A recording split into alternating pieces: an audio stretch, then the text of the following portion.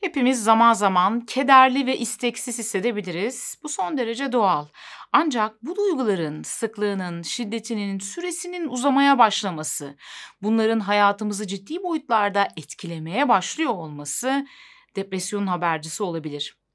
Depresyon ne yazık ki geç fark edilmesi, kimilerince hastalıktan sayılmaması ve tedavinin işe yarayıp yaramadığına dair bir takım ön yargılar yüzünden çoğu kişinin yardım almadan mücadele ettiği bir sorun. Oysa zamanında ve yeterli yardımı almadığımızda durum daha da kronikleşmeye başlayabiliyor. Peki depresyonunuzun kötüleşmeye başladığının işaretleri neler? Gelin bakalım. Keder, üzüntü, mutsuzluk, umutsuzluk, isteksizlik, keyif alamama gibi durumların sürekli hale gelmesi, kalıcı olması ile karakterize olan depresyon günümüz modern insanın en büyük problemlerinden bir tanesi. Bazen dışarıdan son derece güler yüzlü, aktif, neşeli gibi gözüken insanlar dahi aslında içten içe depresyonla boğuşuyor olabilirler. Bununla ilgili olarak gülen depresyon videomuza bakabilirsiniz. Gülümseyen depresyon denilen ya da gizli depresyon denilen depresyon türünde dışarıdan kişiler gayet keyifliymiş gibi gözükürken içten içe ne yazık ki depresyonla baş ediyorlar. Depresyon aslında iyi bir psikiyatri hekimi ve beraberinde bir klinik psikolog ya da psikoterapist ile çok yüksek oranda iyileşebilir bir durum. Bazı kişilerde iyileştikten sonra hayatının belirli dönemlerinde tekrarlayabilir. Bazı kişilerde daha dirençli olabilir, iyileşmesi daha uzun sürebilir, bazılarında daha kısa sürebilir, bazılarında süreyen hale gelebilir. Ancak bu kişiden kişiye göre değişebilir. Bu yüzden lütfen zaman zaman gördüğünüz yorumları okuyup İçinizi karartmayın. Bu konuyla ilgili umudunuzu kaybetmeyin. Çünkü bu durum dediğim gibi kişiden kişiye göre değişebilen bir durumdur. Bir kişide iyileşmemiş olması ya da bir kişide süreyen hale gelmiş olması, tekrarlıyor olması sizde de böyle olacağı anlamına gelmez. Bu yüzden iyi, donanımlı, tecrübeli, yetenekli, etik bir psikiyatri hekimi ve beraberinde bir psikoterapist size yardımcı olacaktır. Peki gelelim depresyonunuzun kötüleşmeye başladığının işaretlerine. Efendim birinci işaretimiz, eğer eviniz çok pis bir durumdaysa ve uzunca bir süredir duş almadıysanız, dişlerinizi fırçalamadıysanız, kişisel bakımınıza dair bir takım işleri, işte ne bileyim saçları taramak, dişleri fırçalamak, duş almak gibi bir takım işleri erteleyip duruyorsanız, bunları yapacak enerjiyi içinizde bulmuyorsanız ya da evle ilgili olarak evi uzunca bir süredir temizlemiyorsanız, şöyle bir etrafı toplamıyorsanız, çamaşırlar, bulaşıklar yığılmış bir durumdaysa bu depresyonunuzun kötüleşmeye başladığının işaretlerinden biri olabilir.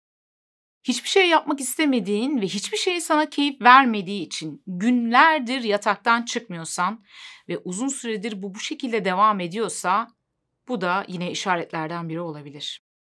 Kişiden kişiye göre değişse de genellikle 6-8 saat arası uyku yeterli ve normal bir uyku süresi olarak kabul edilir. Eğer son dönemde çok daha fazla uyumaya başladıysan, sürekli uykulu bir haldeysen, sürekli uykun geliyorsa, sadece uyurken kendimi iyi hissediyorum diyorsan, bu durumda depresyonun gerçekten de kötüye doğru gidiyor olabilir. Tam tersi uykusuzluk varsa ve bu uykusuzluğunun şiddeti her geçen gün daha da artmaya başladıysa, yine bu da depresyonun kötüleştiğinin işaretlerinden biridir. Anhedoni hiçbir şeyden keyif alamama, zevk alamama durumudur ve depresyonun temel belirtilerinden bir tanesidir. Hepimiz zaman zaman hayatta hiçbir şeyden keyif alamadığımızı hissedebiliriz. Ancak depresyondaki durumda bu çok daha uzun sürelidir ve genelleşmiştir. Yani sadece tek bir aktivite değil, genel olarak hiçbir aktiviteden, hatta daha önceden size keyif veren bir takım aktivitelerden dahi keyif alamamaya başlarsınız. Adeta hissizleşmişsinizdir. 2 yıldır Covid yüzünden mecburen çoğumuz zaten sosyal olarak izoleyiz. Ancak depresyonda bu bir tercihtir. Depresyonda diğer kişilerle görüşmek bir yük haline geldiği için, diğer kişileri adeta bir yük olarak gördüğünüz için, enerjiniz olmadığı için ve zaten sosyal olarak yapılan bu aktivitelerden herhangi bir keyif alamadığınız için gitgide yalnızlaşmaya başlarsınız. Diğer insanlarla görüşmeyi kesersiniz. Eğer son dönemde yalnızlığınız arttıysa, görüştüğünüz insan sayısı olabildiğince azaldıysa, bu durumda yine bu da depresyonunuzun kötüye doğru gittiğinin işaretlerinden biri olabilir. Depresyondayken içinde bulunduğumuz duygu durumu bazen o kadar ezici bir hal alır ki bir an için iyi hissedebilmek ya da unutabilmek için, dikkatimizi dağıtabilmek için kendimizi anlık olarak keyif verici bazı aktivitelere ya da maddelere yönlendirebiliriz. Mesela son dönemde fazlasıyla alkol tüketimi, fazla yemek yeme, fazlasıyla kendini internete ya da dizi izlemeye verdiyseniz bu durumda belki de yine bu da depresyonunuzun kötüleşmeye başladığının bir işareti olabilir. Bazen bazı kişilerde depresyonun artması beraberinde tahammülsüzlük, çok daha kolay sinirlenebilme ve öfke patlamalarına yol açabilir. Ve bunun sonucunda kişiler kolaylıkla çevrelerindeki insanlarla gerginlik, tartışma ya da kavga durumlarını yaşayabilirler. Eğer son dönemde sen de çevrendeki çoğu kişiyle bir gerginlik yaşadıysan, bir tartışma içerisine, bir kavga içerisine girdiysen, bu durumda bu da yine işaretlerden biri olabilir.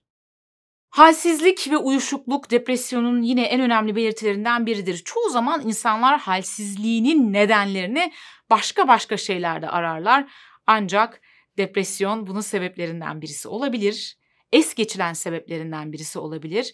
Eğer son dönemde parmağınızı dahi kaldıracak haliniz yoksa, uyuşukluğunuz, enerji eksikliğiniz, halsizliğiniz gitgide daha yukarıya doğru çıktıysa ve bunun yanı sıra zaman zaman intihar düşünceleri aklınızdan geçiyorsa, intihar, ölüm gibi düşüncelerin zihninizden geçme sıklığı arttıysa ve hatta bununla ilgili bir teşebbüste bulunma planları yaparken kendinizi buluyorsanız lütfen en kısa zamanda bir ruh sağlığı profesyonelinden destek alın. Eğer sen de depresif hissediyorsan bu durumda sana yardımcı olabilecek zihinsel ve bedensel teknikleri anlattığım videolara kanalımdan ulaşabilirsin. Özellikle depresyonla ilgili olanları bir araya topladığım bir oynatma listesi mevcut. Oynatma listeleri kısmından o videolara ulaşabilirsin. Şuradan ulaşabilirsin. Ayrıca açıklama kısmına da bu oynatma listesinin linkini koyacağım. Linkteki videoları tek tek izleyip her bir tekniği gerek zihinsel gerekse bedensel düzenli ve disiplinli bir şekilde uygulamaya başladığınızda çok daha iyi hissetmeye başladığınızı göreceksiniz.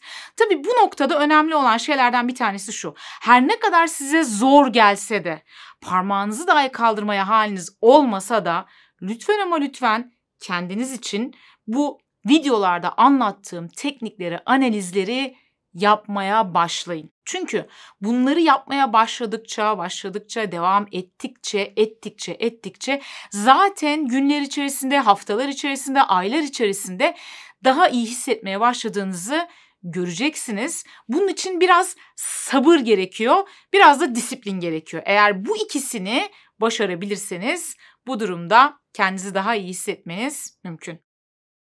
Beni ilk defa izleyenler için özellikle belirtmek istiyorum. Çoğu zaman depresyonla beraber görülen kaygı, panik, anksiyete, kaygı bozuklukları, OKB gibi sorunlarla ilgili çok etkili bedensel ve zihinsel teknikleri kanalımda bulabilirsiniz.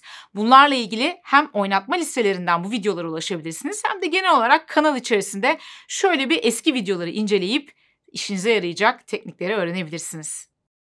Bu arada kanala abone olmayı ve bildirim zillerini açmayı lütfen unutmayın. Bir sonraki videoda görüşünceye kadar hoş kalın, hoşça kalın.